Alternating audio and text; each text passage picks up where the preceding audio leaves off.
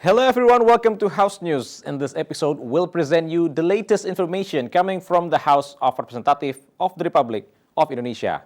And now, let's see the headlines for today. The House is committed to enhancing collaboration with the Armenian Parliament with the goal of achieving mutual advantage. Collaboration with educational institutions is crucial for strengthening diplomacy as it promotes the improvement of education and human resource quality. A total of 8 factions in the House approved the revision of the new capital law would be taken to the next stage. Mount Bromo tourist attraction has been reopened following a major fire caused by a flare used by a wedding organizer for pre-wedding photo shoots. The plenary session of the House has ratified the draft law on the 2024 state budget into law. The shift in consumer behavior towards online shopping is leading to the decline of traditional SMEs and conventional traders. Indonesian batik has long been celebrated as a national treasure, symbolizing the country's vibrant heritage and artistic talent. Batik holds deep philosophical meanings reflecting the values, beliefs, and aspirations of the Indonesian people. If you are keen to know more about batik, gain an insight into Indonesian culture and make your own batik, let's explore Batik Museum. The Committee for Inter-Parliamentary Cooperation of the House hopes bilateral partnership with the Armenian Parliament can serve as an effective tool in strengthening stronger cooperation between the two nations. After receiving a visit from the Parliament of Armenia, Vice Chairperson of the Committee for Inter-Parliamentary Cooperation of the House, Putu Supatmarudana, supports sustainable development cooperation with Armenia. He believes Armenia is a gateway to cooperation with Euro-Asian countries. Therefore, Putu Supatma emphasizes the commitment of the House in supporting multilateral and international organizations. Kita ketahui Armenia merupakan pintu gerbang negara pintu gerbang menuju Euro-Asian country yang memang saat ini kita perlu banyak melakukan engagement untuk peningkatan kerjasama di segala bidang. Kita yang terpenting pertama adalah bagaimana membangun kerjasama antar parlemen Indonesia dan Armenia. Mereka telah membentuk grup kerjasama bilateral. In addition, Chairperson of BKSAP of the House, Fadlizon, says Indonesia can start building bilateral relations with Armenia by opening the Indonesian embassy in Armenia, considering Armenia has already established the embassy in Indonesia. By strengthening the relationship between the two countries, it is expected to promote more impactful economic collaboration, especially in tourism sector. Jadi mereka ingin ada resiprokal dan mereka juga berharap Indonesia membuka kedutaan besar di Armenia karena Armenia sudah membuka kedutaan besar di Indonesia. Jadi yang resident. Kalau sekarang kan kedutaan Indonesia di Armenia itu di cover dari Ukraina, dari Kiev. Dan juga mereka berharap ada kerjasama di berbagai bidang yang lain karena potensi termasuk di bidang pariwisata. Mario and Rizky, TVR Parlemen, report. The House keeps conducting collaboration with educational institutions as the improvement of education and human resource quality are among the methods to strengthen diplomacy. The importance of educational institutions and capacity development plays a crucial part in diplomatic relations and global collaborations. Yogyakarta, which is known for its educational system and rich cultural heritage, is expected to gain more recognition globally. Vice Chairperson of the Committee for Inter-Parliamentary Cooperation of the House, Putu Supatmarudana, encourages young people to continue implementing the free and active foreign policy to achieve world peace through education. Bahwa peran dunia pendidikan dalam diplomasi itu begitu penting dan begitu tinggi, dan kami tentu hadir ke seluruh Indonesia berharap melalui BKSAPD ini segala potensi dan ke depan harapannya akan juga kita tingkatkan kerjasama antara lembaga pendidikan, meningkatkan lagi beasiswa, dan tentunya lembaga pendidikan mengambil peran yang strategis dan penting dalam diplomasi parlemen kita. Dan tentu momentum ini kita gunakan bahwa yang dulunya memang diplomasi parlemen hanya terfokus kepada pemerintah, tapi saat ini peran seni budaya, peran institusi atau lembaga pendidikan, peran bagaimana segenap masyarakat untuk melakukan diplomasi begitu penting. Dan momentum ini kita gunakan untuk menggaungkan segala potensi pendidikan kita. Indonesia will soon experience a demographic bonus where the population of working age will be larger compared to the non-working age population. This can be a positive thing, but it also comes with challenges in making sure the quality of human resources. From Yogyakarta, Christio, TVR Parlemen, report. Commission 2 of the House agreed to bring the amendments to law concerning the new capital Nusantara to the plenary session to request approval for ratification. Vice Speaker of the House Sufmi Dasko Ahmad explains the revision of the new capital law has not been discussed in plenary session recently. The first level results of the revision of the law were only decided by the Commission 2 of the House and the government several days before. The revision bill has not been deliberated by the steering committee or the leadership meeting of the House. Meanwhile, Dasko adds the discussion of the 2024 state budget bill has been conducted much earlier by the leadership of the House. Di Bamus dulu Pak untuk penentuan jadwalnya atau gimana sih Pak? Kan agenda pada hari ini sudah ditentukan oleh Rapim dan Bamus beberapa waktu yang lalu. Nah, kita belum ada agenda Rapim dan Bamus, sementara IKN itu kan baru keputusan tingkat satunya baru 2 hari yang lalu, sehingga nggak keburu gitu. Mudah-mudahan nanti kita ada Rapim Bamus minggu depan, kita akan agendakan. Untuk mengagendakan paripurna selanjutnya. Previously, Commission 2 of the House agreed to bring the bill on amendments to law regarding the national capital to be ratified as a law. The decision-making was carried out in a working meeting between Commission 2, Regional Representative Council, and relevant ministries and institutions. Zikri, Yasser Todenus, TVR Parlemen, report. Upcoming next, we bring you more interesting information from economic sector, only on House News.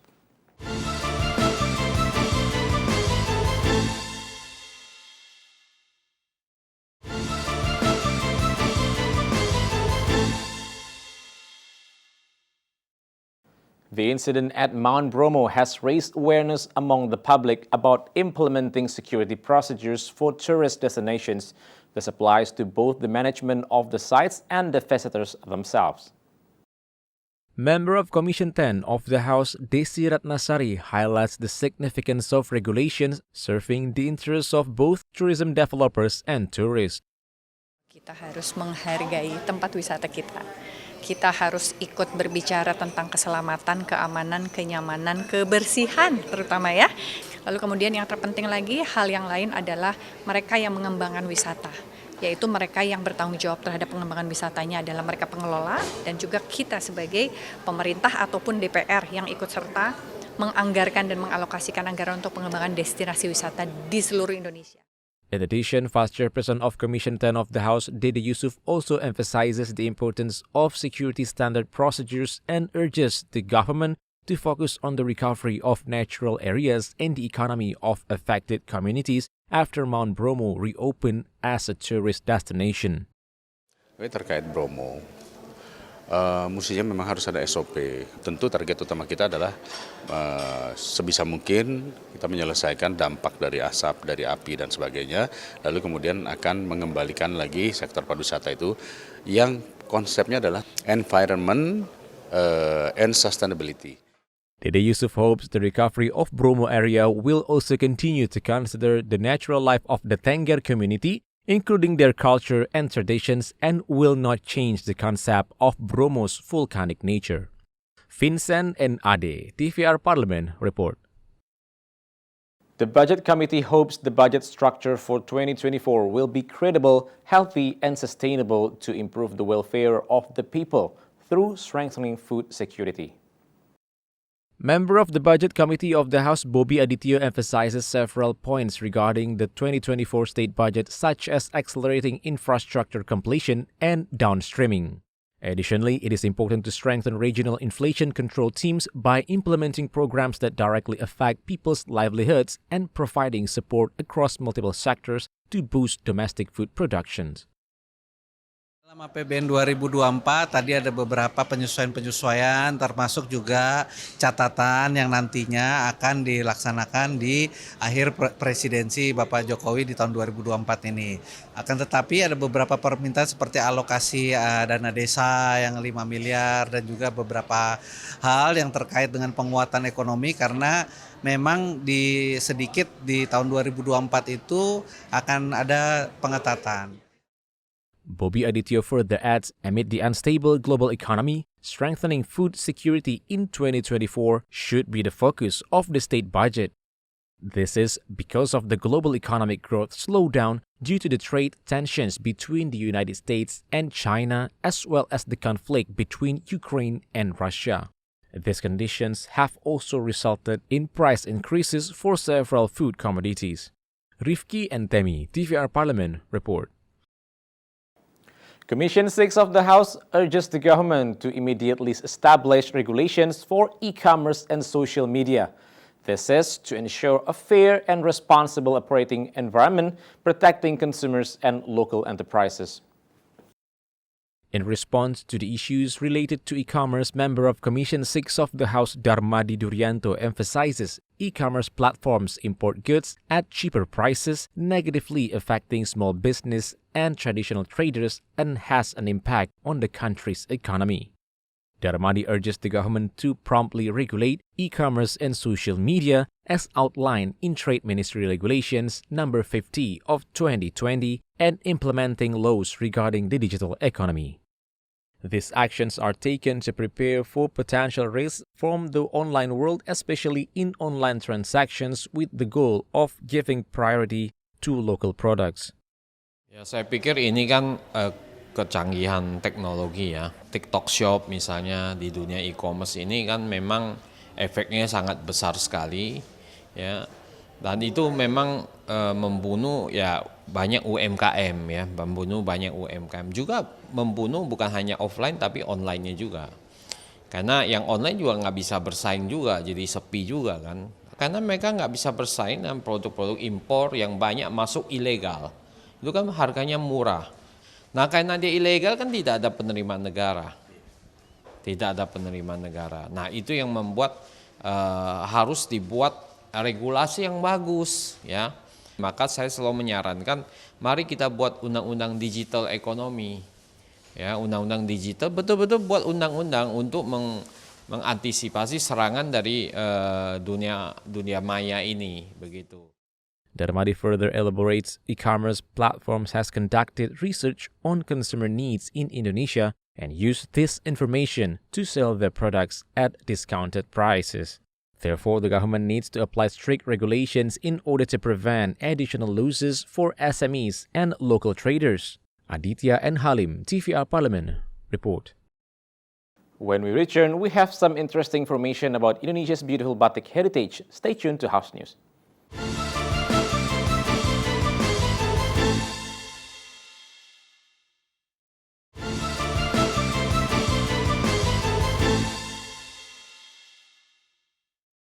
Batik showcases the creativity and skill of Indonesians through its detailed patterns and bright colors.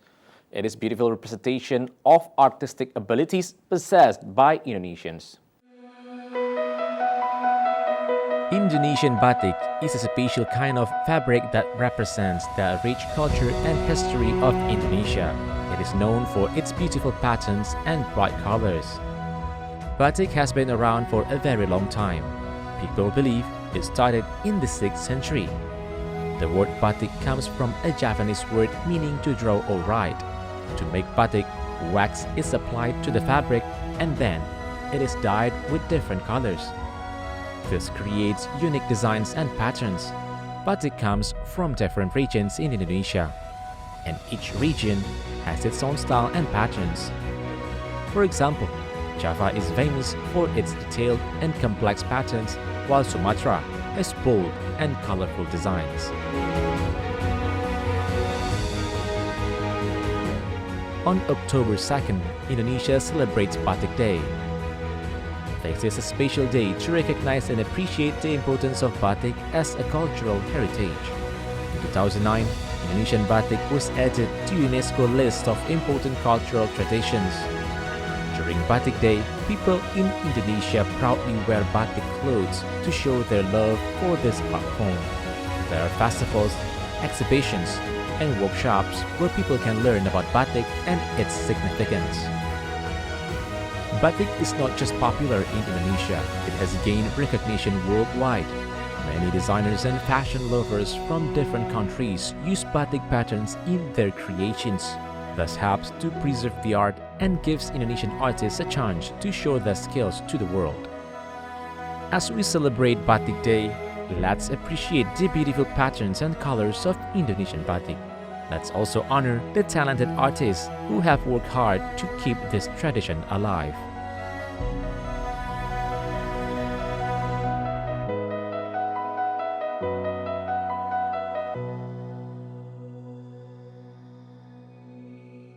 Batik, one of Indonesia's most beloved icons and UNESCO intangible heritage, is not only unique, beautiful, and attractive, but also has a deep philosophical meaning. Let's check out the overviews.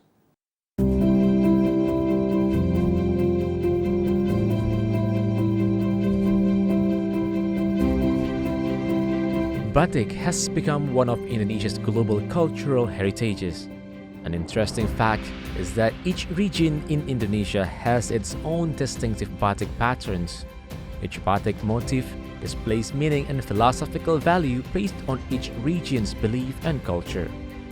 This pattern dates back to the time of Solo's Kartasura Mataram Palace. It was created by Sultan Agung of Mataram during his visit to the southern coast of Java. The parang motif is one of the most popular batik motifs.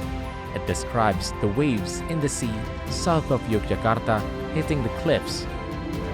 Like the ocean waves that never stops moving, the pattern advises you to never give up and continue improving yourself.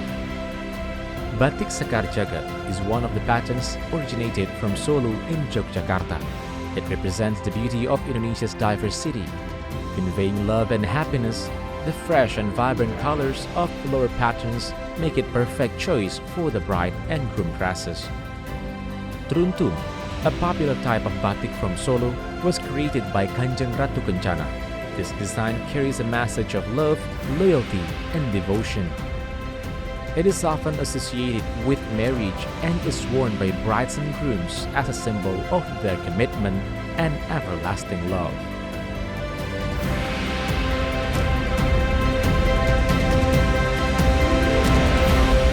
Museum Batik is a window into the diverse cultures of Indonesia. More than 800 batik fabrics are on display. You can explore the different traditions, patterns, and techniques representing various regions of the country.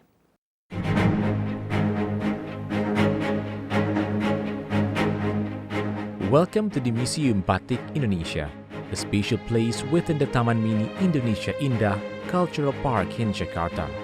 Here, you can discover the beauty and history of batik, a traditional Indonesian fabric. Museum Batik Indonesia is a special museum located in Taman Mini Indonesia Indah, East Jakarta. The museum was established as a follow-up to the recognition of Indonesian batik as a representative list of the intangible cultural heritage of humanity by UNESCO on October 2, 2009.